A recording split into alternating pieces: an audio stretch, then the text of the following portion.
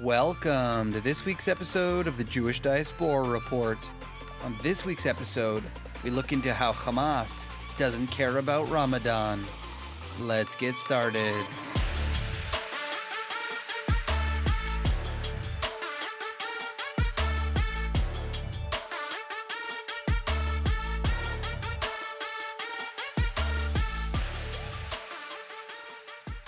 It is that time of year again where we do yet another Ramadan episode. It's becoming a tradition at this point. Every year around this time, we do another Ramadan episode. And first and foremost, I want to wish all of my Muslim listeners a Ramadan Mubarak. But for most of my listeners, you know that the reason we have to continue to do these Ramadan episodes is because Ramadan always brings quite a bit of turmoil in the state of Israel. I also feel the need to apologize. For my listeners that have been with me for a very long time, thank you for being around this long. In order to do this episode, I went back and listened to some of my older episodes on Ramadan, and honestly, I feel kind of bad. Usually I send you guys back to some of my more recent, older episodes, which is totally fine. But going back to the early days of this podcast, I'll be honest, it sounds terrible to me, and I have to apologize. When I started this podcast, and it obviously wasn't as successful as it is today, my equipment setup wasn't as good, my abilities clearly weren't as good, and I'll be honest, it's kind of painful to listen to some of my really early episodes. So please forgive me for those of you who've been with me for a while. And for some of you who go back and listen to our old episodes, I do apologize. And so when I'm doing today's Ramadan episode, I'm really hoping to kind of go over my old stuff so you don't have to listen to my old episodes, but also give you some new content if you have already listened to it. Or choose to go back and listen to those older episodes and bear with it. With that said, if you do want to listen to the episode from 2 years ago, which wasn't terrible in my opinion, it does give you a little bit more background on the Ramadan situation. This episode is called the Ramadan Playbook. And in this episode, I give you a little bit of a background after the first episode on Ramadan, where we see a lot of conflict that's going on. I joked in my older episode about being psychic, that I could tell you that this Ramadan things will hit the fan. And it's not because I'm psychic, it's because I know the history. And this year will likely be no different. So I want to talk again about Ramadan, what has been going on, and probably what's going to happen in the next few weeks. As a little bit of a background, if you don't go back and listen to those old episodes, every year around Ramadan, there's always heightened tension in Jerusalem, and unfortunately there can be some conflict over, let's say, the Temple Mount. We're going to get into the history of the Temple Mount in a few minutes.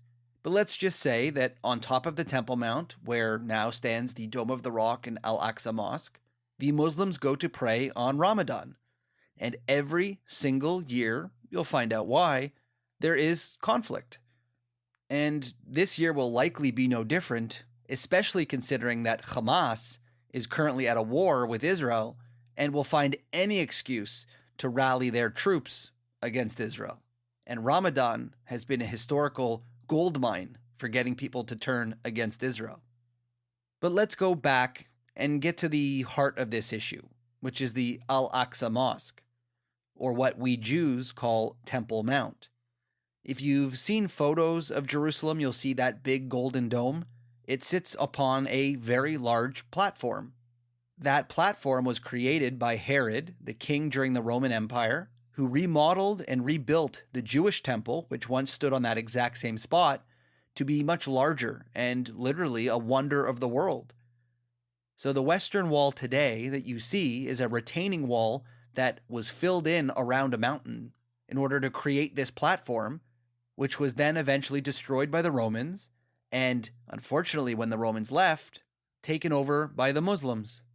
We do know from Roman records that as a way of humiliating and causing issues for the Jewish people after revolting so many times, the Romans decided not only to destroy the temple and exile the people, and not only did they rename the country Syria Palestina as an insult to those Jews, But they also put a temple to Jupiter on top of the Temple Mount as a way of spitting in the face of the revolting Jews. You had a temple here, we destroyed it, we are now putting a temple to our God on your holy site. The ultimate colonization. And unfortunately, that stood there for quite a while, even after the Roman Empire left. When the Muslims took over during the Arab conquest, they no doubt would have seen the Temple Mount and seen this temple to Jupiter, and would have obviously wanted to take down any other non-Muslim sites. So they then decided to reestablish themselves on top of Temple Mount. And according to some medieval sources, they say that during the Umayyad dynasty, around 685 of the Common Era, the leader, Abdul al-Malik, decided to add the Dome of the Rock that you see today. It is likely, or some scholars would suggest, that this building was literally just repurposed the temple to Jupiter that the Romans had put there. It is not uncommon for a colonizing power to want to show off their colonization by taking the holy sites of the locals and repurpose that building to have to their own god. Hence how the Dome of the Rock came from the temple that was once for Jupiter. And the temple for Jupiter was once the Jewish temple that sat on top of this mount. What is very interesting is that if you look at temples to Jupiter set up by the same Romans in places like Lebanon, you can see the layout and the floor plan is almost identical to the Dome of the Rock and Al-Aqsa, making a pretty convincing case that the Muslims, when they came in, simply changed the signage from the temple to Jupiter to their holy site. Now, what is often confused by many people is the Dome of the Rock is not Al-Aqsa Mosque. Those are two different sites. Al-Aqsa Mosque is actually off to the side, and this is called Al-Aqsa because it's called in Arabic the faraway mosque, because in the Quran, Muhammad apparently went to the, quote, faraway mosque, which is not named, and today people like to suggest that he went to Jerusalem. He went to the spot of the Temple Mount, and that's why there's an Al-Aqsa Mosque there. However, most scholars do believe that the faraway mosque was likely not in Jerusalem. It was more likely somewhere in Saudi Arabia. Some believe they've actually pinpointed where that mosque likely was, and it's definitely not Jerusalem. Obviously, Muslim tradition suggests that this Al-Aqsa Mosque is the Al-Aqsa Mosque. Unfortunately, the name Jerusalem never shows up once in the Quran, and it's a little surprising to wonder why they didn't bother to say Al-Aqsa Mosque was in Jerusalem. Some medieval scholars have pinpointed the time in which the now current Al-Aqsa Mosque became the supposed Al-Aqsa Mosque from the Quran, and why it became the third holiest site to Islam. And this has to do with tourism. The people who controlled the Al-Aqsa Mosque in Jerusalem wanted to maybe divert a little bit of attention away from Mecca in Saudi Arabia and the power in which the people who ruled Mecca had over the Islamic world. It was the leaders in Jerusalem that attempted to start a PR campaign to suggest that this new building that they had just built is the Al-Aqsa Mosque that you find in your Quran. And although this hypothesis is a little bit dismissed by religious scholars, there is some evidence to suggest that that's how this site, that is not even mentioned in the Quran really, ended up becoming a holy site to Islam. It was simply dollars and cents.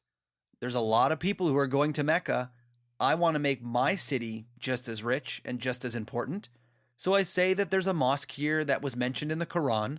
There's no real evidence for or against it. And now it's become a holy site to the Muslims. Whether this site is legitimate or not legitimate as a Muslim holy site, either way, we have to accept that as of today, unfortunately or fortunately, it is a holy site that they want to visit.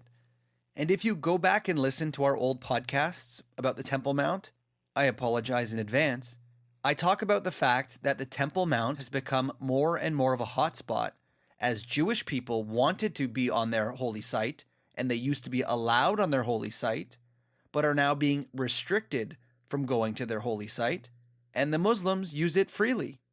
This is mainly because when Israel regained access to this site and gained ownership over this site, the debate with the Israelis was, what do we do with it? It's now got a mosque on it. Do we destroy the mosque? Do we keep the mosque and keep it under our control? And they eventually decided to give it back to Jordan as a sign of peace. You can call it a mistake or not, but that's what they did. And to this day, the Temple Mount itself is controlled by what we call the Waqf. It is a religious organization run through Jordan who sets the rules and the policies, which have unfortunately become more and more anti-Jewish over the last number of years. Now, the problem with the Waqf and the way that this is working is that they don't have a police force. The Jordanian army is not going to come into Israel in order to administer to this site. So it is actually the Israeli police that have to deal with the safety and security for the site. Every year, as Ramadan approaches, the Israeli police, in coordination with the Waqf, decide what the official rules will be for this year. And in the past, it's typically caused a little bit of friction in the area. When the Waqf decides to set a curfew, for example, saying that nobody is allowed on the Temple Mount after a certain hour, it is the Israelis' job to get everybody out, which then leads to international incident about Israelis kicking people out. And another year where, unfortunately, a lot of riots were happening, the Israeli police decided, for everybody's safety, to put up metal detectors at the gates in order to ensure that all worshippers go in don't have weapons. Ironically, the exact same procedures used to get into the Jewish holy sites. And unfortunately, that started a riot. And if you listen to our old podcasts, I say that this is essentially the Ramadan playbook, that Hamas purposefully uses Ramadan as a flashpoint. They will find any excuse to essentially create conflict, so then they can claim victimhood, they can get good PR about how Israel restricts people from going to the Temple Mount, and talk about the big bad Israelis in order to hopefully get the Muslim world on their side. And I hate to say, it's kind of been working for many years now. In research for this current podcast, literally searching Temple Mount right now or Al-Aqsa Mosque brings up like hundreds of articles. Every one of them is an anti-Israel source. And every single one of them already says Israel imposing restrictions on Al-Aqsa, Israel restricting people from praying at Al-Aqsa. It's the same playbook already, and we're only a couple days in. And what is absolutely hilarious and crazy about this situation is that when I opened those articles, just because I was curious what they were saying this year the issue is, and already they're complaining about how people are not being allowed to go to Al-Aqsa. But do you know who the people are that are being banned from going to Al-Aqsa? The terrorists that were just let out of jails in the current ceasefire. Remember, Al-Aqsa is within Israeli borders. The people who do not live as Israeli citizens need to cross a border crossing or a checkpoint in order to get into the country, to get to Al-Aqsa. Typically during Ramadan, Israel opens up the borders a little bit and allows the elderly, people who are children, no one who's of fighting age or possibly a terrorist to get in without any concern for a visa or needing any kind of permission. Also, if you're someone who has a work permit or a school permit, you can easily get in using that permit. But those people who are of fighting age, who have not been screened for, let's say, terrorist reasons, you are not automatically allowed in. You need to be checked, like any other border at any other country. And this year's hot topic of the Ramadan season is that the Israelis are not allowing terrorists into their country in order to go to Al-Aqsa Mosque. All of the terrorists who were let out in the ceasefire deal are forbidden from entering the country in order to get to Al-Aqsa. And apparently this is the reason they are starting a problem already. All of the media outlets are already talking about how terrible it is that Israel isn't allowing them in, is restricting them from going to their holy site. And no doubt, Hamas is going to be capitalizing on this and using this as a reason to start a conflict at Temple Mount, which we see every single year. We are going to see young men who are barricading themselves into the Al-Aqsa Mosque, ruining it, setting off fireworks, throwing rocks and cinder blocks at people, all because We won't allow their terrorists to come back into our country after getting out of jail for killing multiple people in our country. And I can guarantee you right now, all of the people who love to hate on Israel will have no idea that's why. They will simply post a picture with no context claiming Israel restricts people from going to Al-Aqsa. Or they will say Israel stops people from praying on Al-Aqsa, leaving out the fact that they have just started a riot on the Temple Mount. In the end, I'm not psychic, but I know this is going to happen, and I'm just trying to prepare you for the inevitable barrage of news reports about restrictions at Al-Aqsa and how people aren't allowed to pray and how Muslims aren't allowed in the country and checkpoints, because this will happen. This is 100% the Ramadan playbook.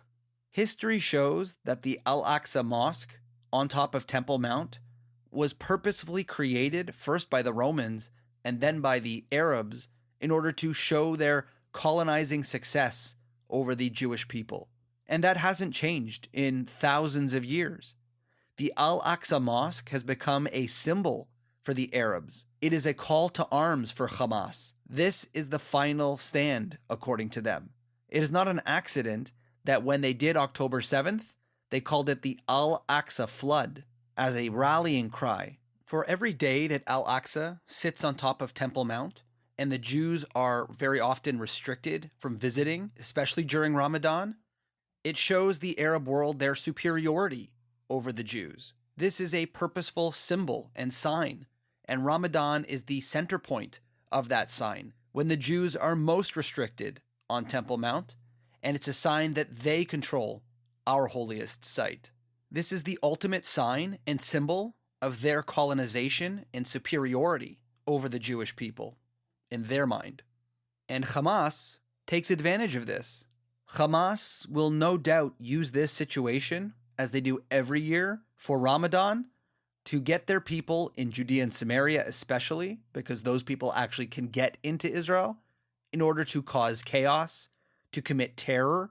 And it's why Israel right now is actually in Judea and Samaria trying to stop the terrorism. Ramadan has always been a flashpoint.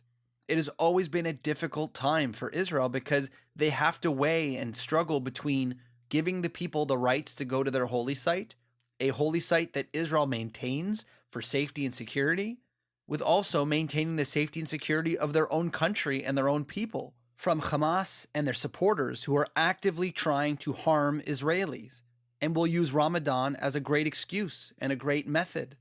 And it's not even hyperbole. They are literally trying to get the terrorists from jail who were just released to be able to come to Al-Aqsa, I guess, to just pray, or maybe to start a problem with the Israelis. As I had said in my earlier podcasts many, many years ago, every year they run the Ramadan playbook ends up causing the Jewish people to either be harmed or have more restrictions put against them going up to Temple Mount. And the worst part is the fact that Hamas's actions of sending their terrorists to the Temple Mount or having their youth start problems at Al-Aqsa is it ruins it for the actual worshipers. There are legitimate worshipers who want to go and be at their holy site. And unfortunately, it's because of these young people causing trouble that it makes life much harder for the people who are just trying to pray. So as this Ramadan season starts, and you'll start hearing the news about the restrictions and the terrible things that are happening on Temple Mount or at Al-Aqsa Mosque, understand that this is part of the Ramadan playbook, Hamas's plan to cause trouble in order to galvanize the world against the Jews, which is essentially what they've been doing for years. So don't fall for this trap. Understand what's really going on here and realize that Hamas doesn't really care about Ramadan. And I wouldn't even think that Hamas really cares about Al-Aqsa, considering the way it looks after their youth go in, setting off fireworks and destroying all the furniture. This is simply about harming the Jews, either physically or on the international world, which has been their plan for many years, and to try to create a symbol of their colonization over us and our holy sites. This has been another episode of the Jewish Diaspora Report. Don't forget to check us out on social media at jdr.podcast and check out some of our other episodes on your favorite podcast source. We'll see you next time.